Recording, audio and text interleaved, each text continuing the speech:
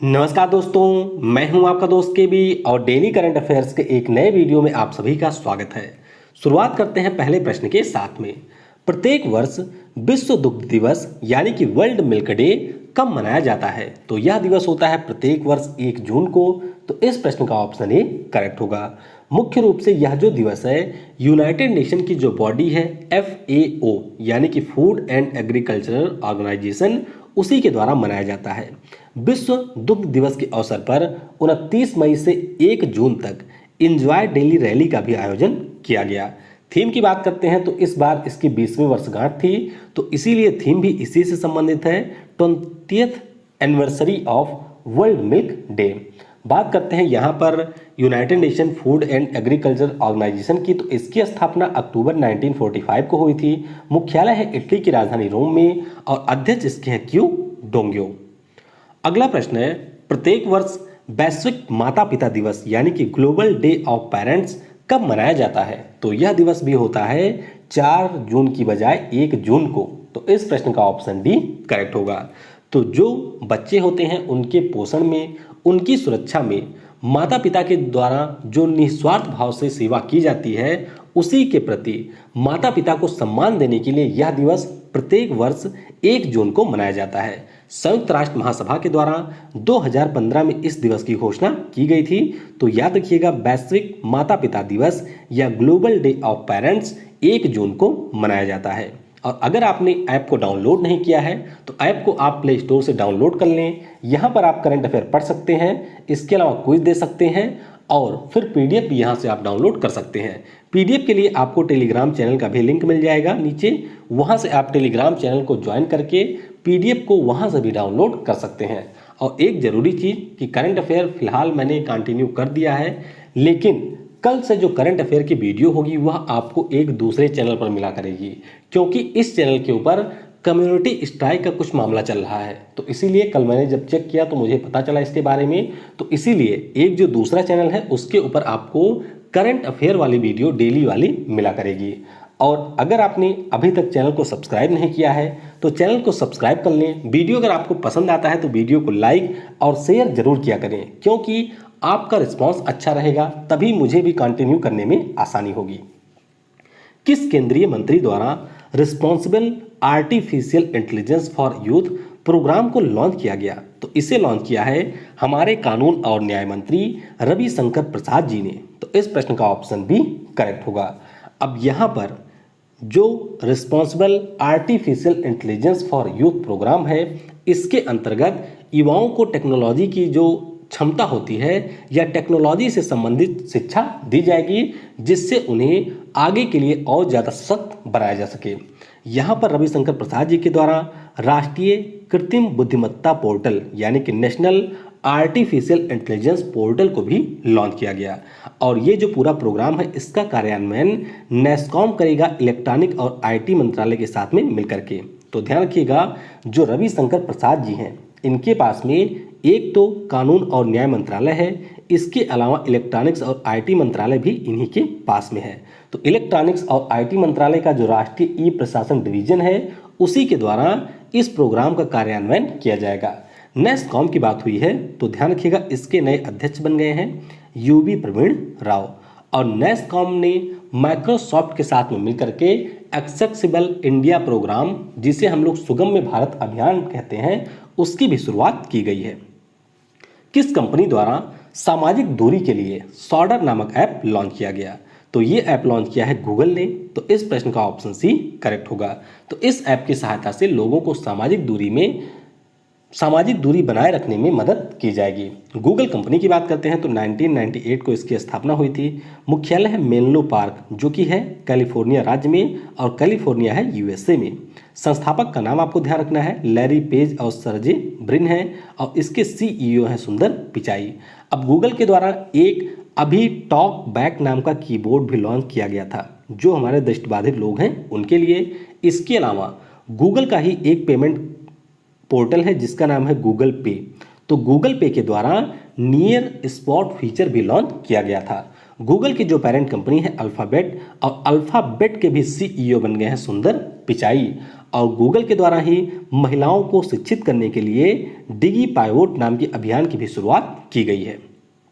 My life my yoga इस प्रतियोगिता का शुभारंभ किसने किया? तो इसका शुभारंभ किया है पीएम नरेंद्र मोदी ने। तो इस प्रश्न का ऑप्शन ए करेक्ट होगा।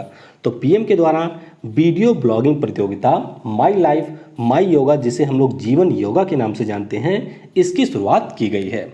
अब ये जो पूरा कंपटीशन है, इसका संचालन आयुष मंत्रालय के द्वारा भारतीय सांस्कृतिक संबंध परिषद के साथ में मिलकर के किया जाएगा।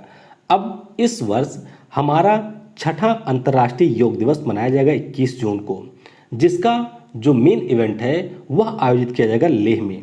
तो यहाँ पर जो भी इसमें भाग लेना चाहते हैं, यानी कि इस प्रतियोगिता में, उनको छोटी सी वीडियो बना करके अपलोड करनी है योगा के ऊपर, और फिर उन्हें उनके वीडियो के अनुसार पुरस्कृत किया जाएगा my life my yoga competition के अंतर्गत। तो ये आपको ध्यान रखना है।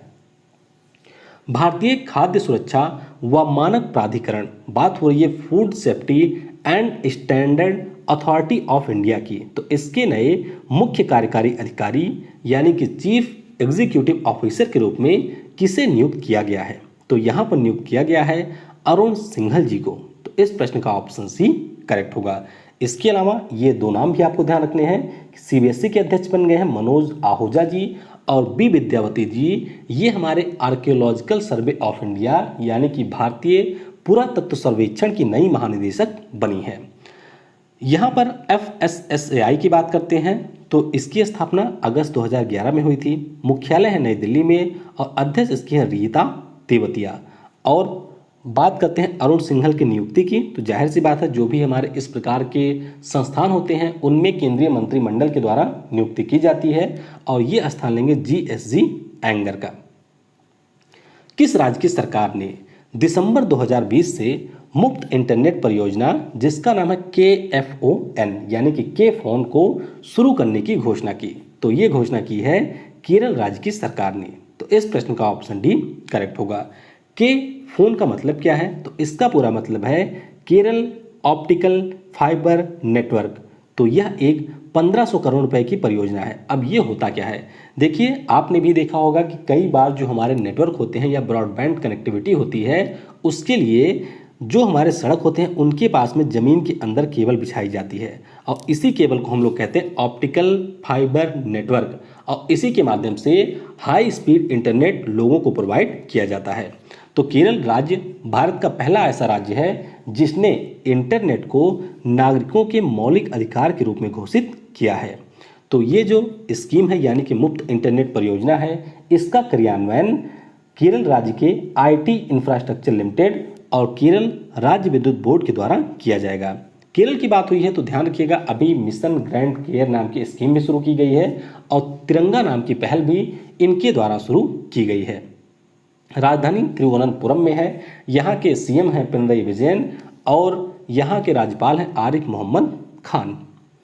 किस ग्रह के पास एक सक्रिय क्षुद्रग्रह 2019 LD2 की खोज की गई?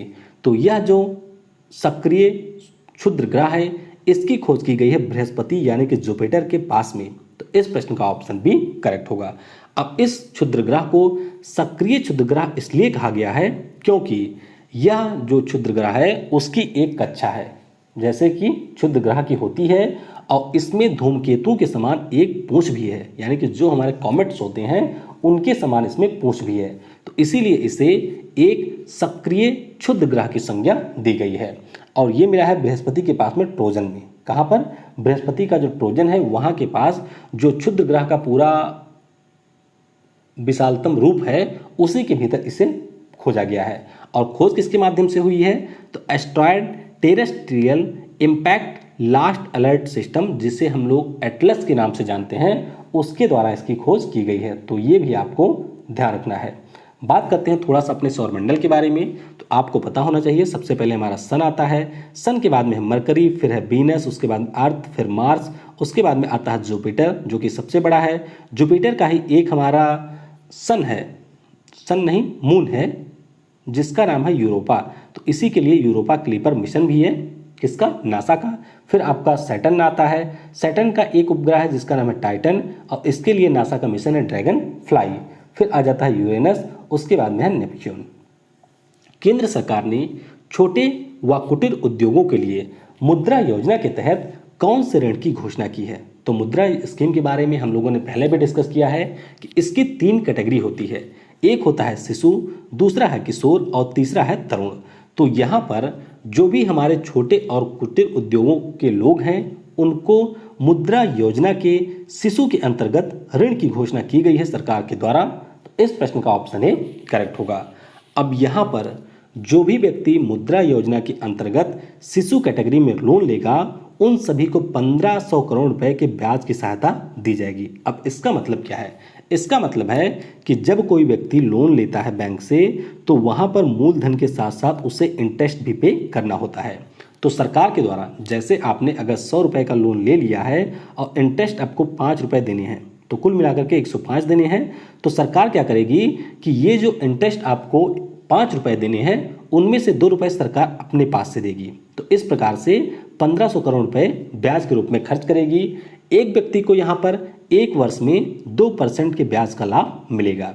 इसके अलावा इसी योजना के अंतर्गत 50 लाख जो हमारे स्ट्रीट वेंडर हैं यानी कि जो सड़कों के किनारे ठेलों के ऊपर सामान बेचते हैं उनको भी 10,000 रुपए का लोन दिया जाएगा। मुद्रा योजना की शुरुआत अप्रैल 2015 में हुई थी। हालांकि इसका काफ़ी सारे लोगों ने गलत यूज भी किया। तो 3 कैटेगरी है। एक तो हमारी है शिशु जिसमें 50,000 तक का ऋण मिलता है। फिर हमारा है किशोर जिसमें 50,000 से लेकर के 5 लाख तक का ऋण मिलता है। और तीसरा है तरुण जिसमें 5 लाख से लेकर के 10,000 तक का ऋण मिलता है। कोविड-19 रोगियों के लिए 1 लाख बेड तैयार करने वाला देश का पहला राज्य कौन बना? तो पहला राज्य बन गया है उत्तर प्रदेश। तो इस प्रश्न का ऑप्शन डी करेक्ट होगा। तो इससे पहले आपको याद होगा कि उत्तर प्रदेश भारत का पहला ऐसा राज्य बना था जिसने सभी जिलों में वेंटिलेटर की सुविधा भी उपलब्ध कराई थी। तो अब कोविड-19 के मरीजों के लिए 1 लाख बेड भी तैयार कर लिया है उत्तर प्रदेश ने। उत्तर प्रदेश पिछले महीने में काफ़ी ज़्यादा चर्चा में रहा है, जैसे कि इन्होंने सबसे पहले स्टार्टअप फंड बनाया है सिडबी के साथ में मिलकर के। इनके द्वारा एक माइग्रेशन कमीशन जिसे हम लोग प्रवासन आयोग के नाम से जानते हैं उसका भी गठन किया गया है। फिर इनके द्वारा आयुष कवच कोविड नाम का एक ऐप भी जारी किया गया। उसके अलावा अगर हम लोग बात करते हैं तो जो कम्युनिटी किचन है उनको जियो टैग करने वाला भी ये देश का पहला राज्य बना। उत्तर प्रदेश में गोरखपुर जिला है और यहीं पर एक टेराकोटा होता है जिसे इस वर्ष जीआई टैग दिया गया है। और अभी जो भारतीय रेलवे का सबसे शक्तिशाली रेल इंजन है जिसका नाम है WAG-12 जिसे एल्स्टॉम नाम की कंपनी ने बनाया फ्रांस की, इसका भी परीक्षण उत्तर प्रदेश राज्य में ही किया गया है। तो इन सभी कारणों से उत्तर प्रदेश रहा है न्यूज में। ब्लैक लाइव्स मैटर मूवमेंट किस देश का एक आंदोलन है? तो ये आंदोलन है कई सारे देशों का लेकिन चर्चा में है इस समय अमेरिका में। तो इस प्रश्न का ऑप्शन सी करेक्ट होगा। तो यहाँ पर आप देख सकते हैं ये एक व्यक्ति हैं जो कि निग्रो समुदाय के हैं और इनका नाम है जॉर्ज फ्लॉयड। तो जॉर्ज फ्लॉयड को चोरी के आरोप में पुलिस के द्वारा गिरफ्तार किया गया और इनको इतना मारा गया कि इनकी डेथ हो गई। तो इसी को लेकर के अमेरिका में काफ़ी ज़्यादा विरोध हुआ, काफ़ी ज़्यादा प्रदर्शन भी हुए और उसी वहीं पर नाम आता है ब्लैक लाइव्स मैटर मूवमेंट। और यहाँ पर एक और टर्म आता है आई कांट ब्रीथ। तो ये भी आपको ध्यान रखना है, आई कांट ब्रीथ भी यहाँ पर ब्लैक लाइव मैटर मूवमेंट से संबंधित है। तो पहली बार एक और अश्वेत व्यक्ति की इसी प्रकार से हत्या कर दी गई थी पुलिस के द्वारा। तो शुरुआत हुआ था ब्लैक लाइव्स मैटर मूवमेंट की 2013 में। तो अश्वेत लोगों के खिलाफ जो भेदभाव है उसी के प्रति लोगों का यह आंदोलन है जिसका नाम है black lives matter movement. Wajid Khan जिनका हाल ही में निधन हुआ, प्रसिद्ध कौन थे? तो इनको तो आप लोग जानते ही होंगे। ये एक संगीतकार थे। संगीतकार के साथ साथ ये एक निर्देशक और गायक भी थे। तो मात्र 42 वर्ष की आयु में कोविड-19 के कारण इनका निधन हुआ है। हालांकि इनको पहले से भी कई सारी परेशानियां थी तो वहाँ पर कोविड-19 का अटैक भी हुआ और उसके बाद में इनका निधन हो गया। फोर्ब्स द्वारा जारी सबसे ज़्यादा कमाई करने वाले एथलीटों की सूची में शामिल एकमात्र क्रिकेटर कौन है? तो एकमात्र क्रिकेटर यहाँ पर है विराट कोहली। तो इस प्रश्न का ऑप्शन भी करेक्ट होगा।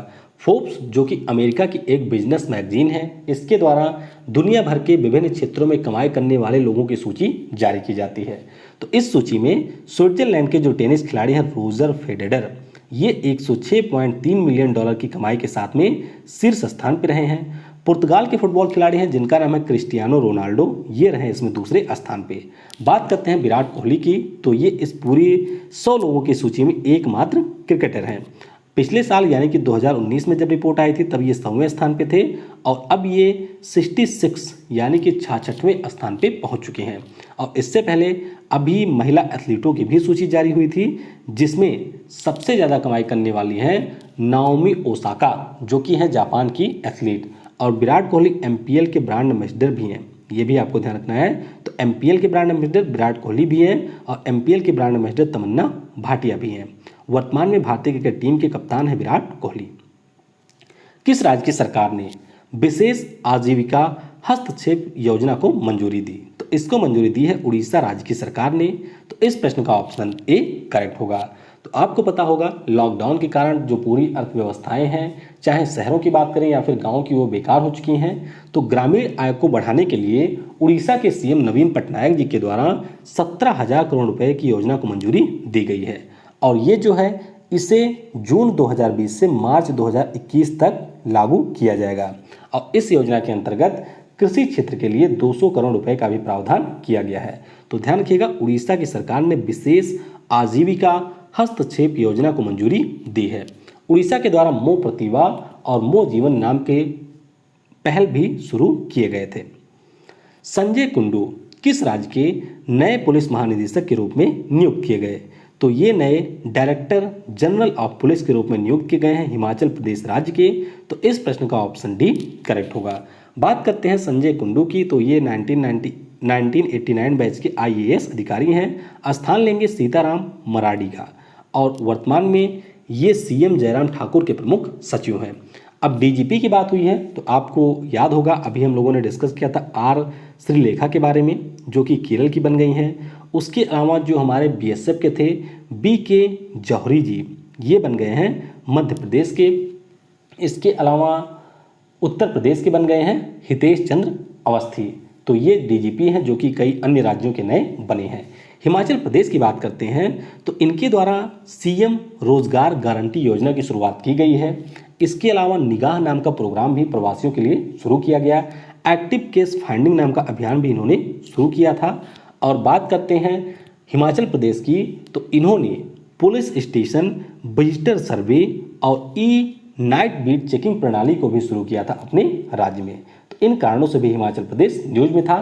तो आई होप वीडियो आपको पसंद आया होगा और नीचे आपको लिंक मिलेगी, वहां से आप दूसरे वाले चैनल को सब्सक्राइब कर लें। आपको वीडियो के टाइटल में भी लिंक मिल जाएगी, वहां से भी आप चैनल को सब्सक्राइब कर लें, क्योंकि कल से आपको जितनी भी करंट अफेयर की वीडियो होंगी वह मुख्य रूप से उसी चैनल के ऊपर मिला करेंगी। Thanks for watching. जय हिंद, जय भारत और सबसे जरूरी, पढ़ेगा भारत तो बढ़ेगा भारत।